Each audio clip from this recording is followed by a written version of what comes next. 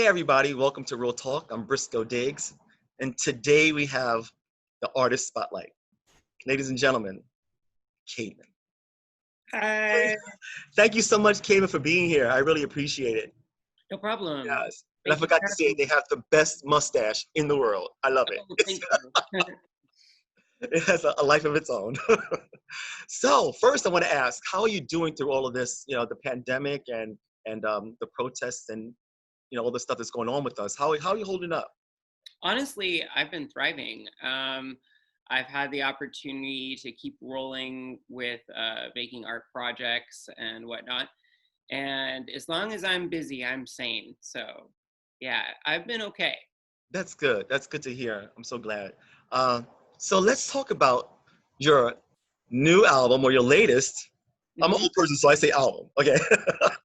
Yeah, that's what it is. It's a record. The record, yeah, A War on America, which Hmm. is amazing. I'm not just saying that because I'm featured on the album, but it really is. And I want to know what influenced you to write such an album, because it's a kind of a departure from your other work.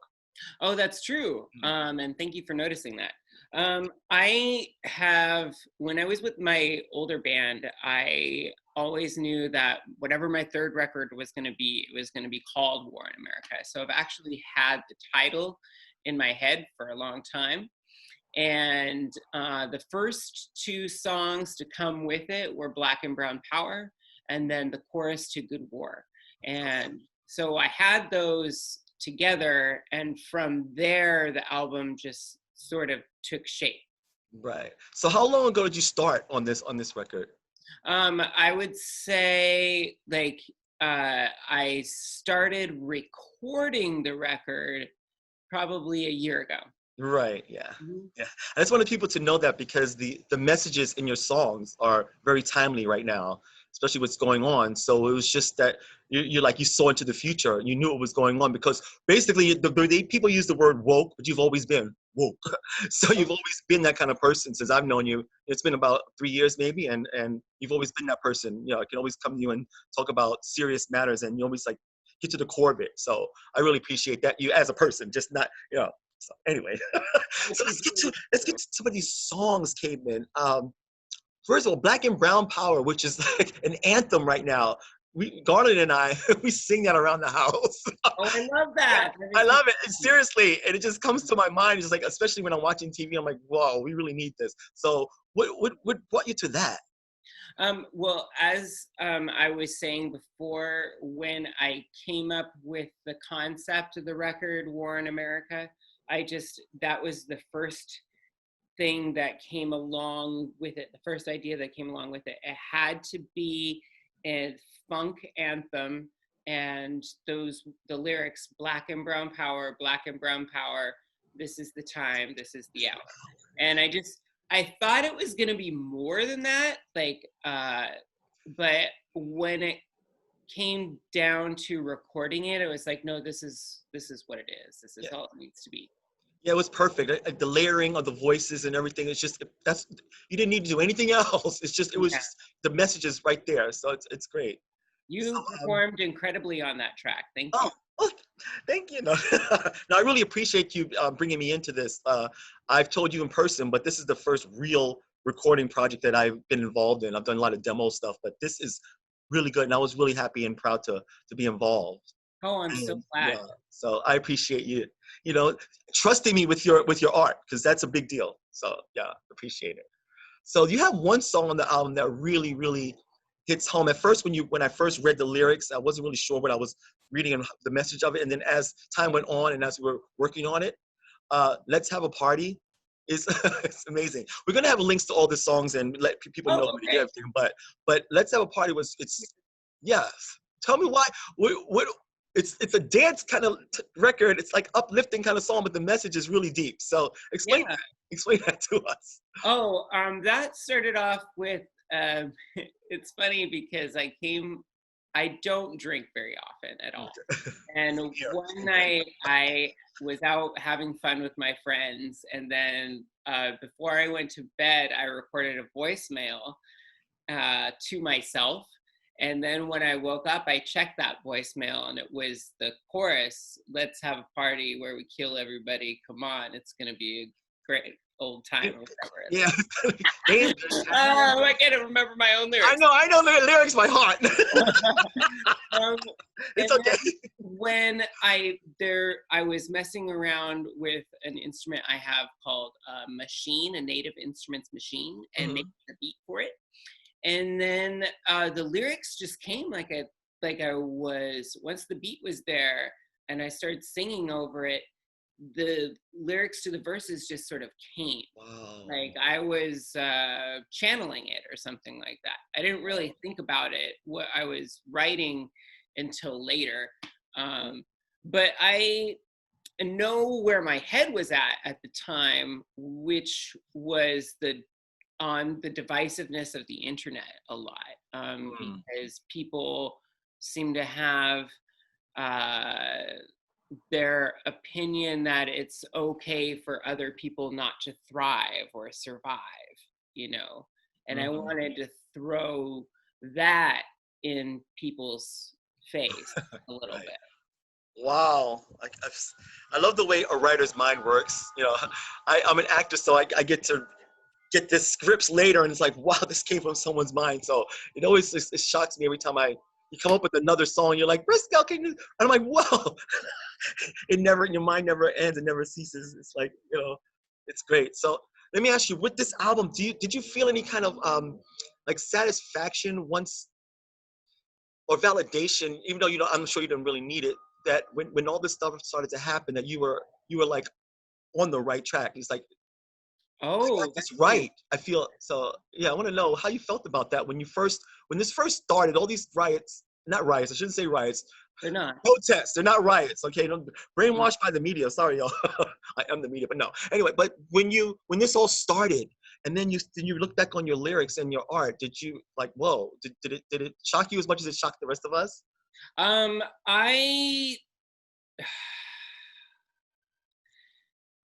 I don't know, because when I finished the record, I experienced something that my friend calls top drop, which is like, I've been working so hard on something for such a long time, like really, like every day for about 4.5 months, I was working on this record.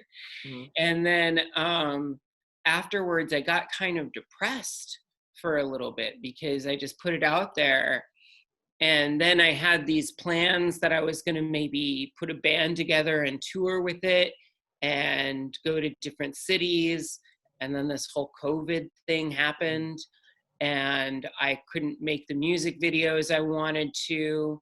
And so at first, I was just really disappointed. But I'm not disappointed in the record at all. I'm so proud of the work that we did on it. It's really good, and I keep getting told that the record is more relevant now than when it was released. Yeah, it's amazing. It's just, and it was only a short period of time, and it's like, wait a minute, oh my gosh. I would hear stuff and I'm like, oh my God, Caedmon's already been speaking about this. And we, it's one thing I love when people are allies but don't have to say I'm an ally. Right. If you have to say it, you're not really an ally. If you have to say it over and over, it's just by your actions. And since I've known you, you've always been an ally, and you go by your actions. You don't need to say it. For you to put it in your art, and you didn't put it in your art to gain anything from the situation that's happening right now, which is very important. You were doing this before this. You were already there. So I think it was really important. I'm sorry if I No.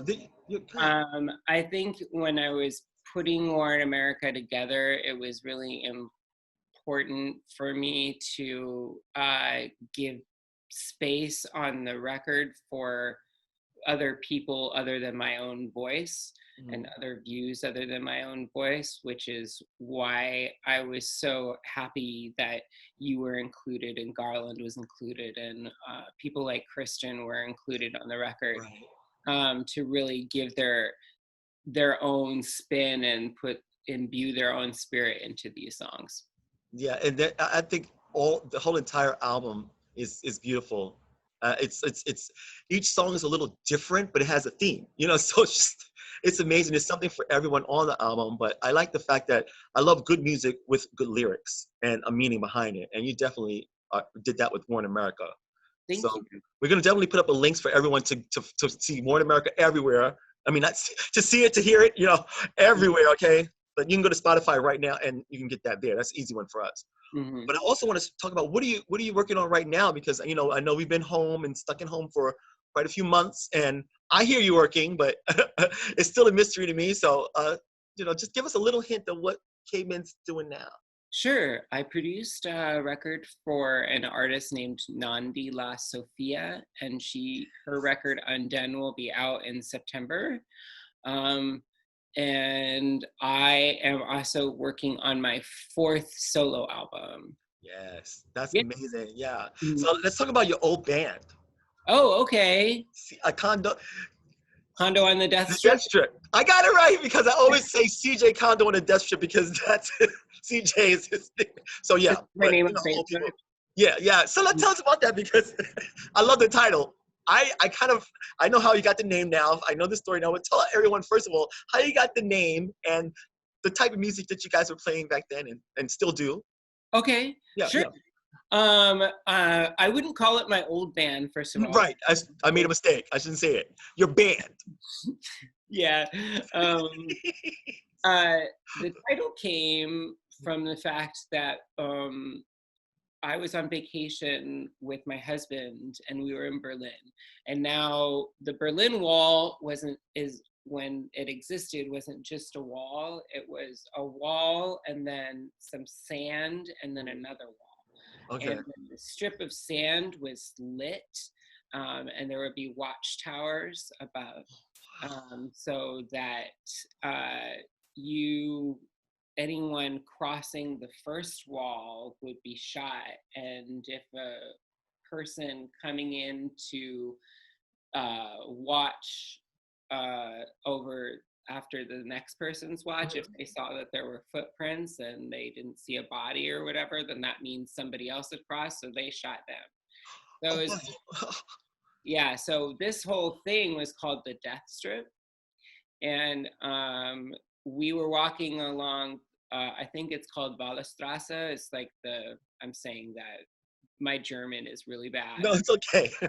But we were walking along, and we were walking along a street that used to be the wall. And there was all of these new condos that were put up, and around them was all white sand. Wow. And the condos were black, and we're like, who would want to live in a condo on the Death Strip? And because it would be haunted or something. Right. It just seems like it would be a really weird place to want to live and spend a lot of money to live. So that's where the name of it came from. So it's kind of dark, the name itself, but the music is really silly. Yeah, I love it. We write songs about cats and dolphins and unicorns and stuff.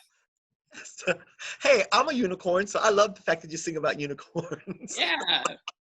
So let me ask you, Caedmon, what would you advice would you give to younger LGBTQ people that are that want to get into the arts but are scared to lend their voices, like their true voice? Oh, you got to keep doing it. Like, if you want to sing, you got to sing, and you got to record yourself singing, and you got to keep doing that over and over. If you want to play music, just pick up an instrument and start playing. I was in my 30s before I released a single album, and I had thought about releasing music and how I was going to be a rock star from the time that I was 14 years old. Mm-hmm. And it just took me until I had a tool in front of me that I could use, Right. in order for me to actually get my dream going, you know what I mean? So just do it. If you want to be a stand-up comic, start telling jokes in front of people, like, just get out there. And I would say don't be afraid, but it is scary. But the more you do it, the less scary it is. That's good advice. Thank you. Also, let me ask you about your sense of style. I love it. Every time I come out of the house, because full disclosure, I am a housemate on Caedmon's beautiful property, his husband. Mm-hmm. So I live in upstairs. So sometimes I'll come outside and I'll see him in this. He has you always have the best shirts, the best Thanks. hats, everything. So when did you get to your own personal style? Was this always part of Caedmon, or did you evolve into this? No, I think that started in my early 20s. Like I didn't really have much of a sense of style before then. Um, it wasn't until I was making money and able to buy my own clothes and I discovered thrift stores, I guess, Yeah. and boutiques. So I really started to express myself through fashion in my early 20s. But I think part of that is a reaction to my father, who is a hippie, Okay. and to put it plainly. So he doesn't have much of a sense of fashion. And We have someone entering as you speak about your fashion. Another, oh, oh, I guess, okay, they left. Our other fashionable housemate was coming up the driveway, but they oh. turned around and went back the other way. I guess they realized we were filming. But the hair looks cute today, so I was just gonna say hi. Anyway, let's get back to Caedmon. This is about Caedmon today. So, Okay. yeah, what was my next question? See how I got distracted. I have a little bit of ADHD, so I'm like, oh, about that. Anyway, so let me ask you. I know this has nothing to do with music, but I noticed that you have a big love of animals, Yeah. and this is the first time my ex-wife and I. Yes, I said Yeah. wife. Yeah, they're all. What's your cat's name?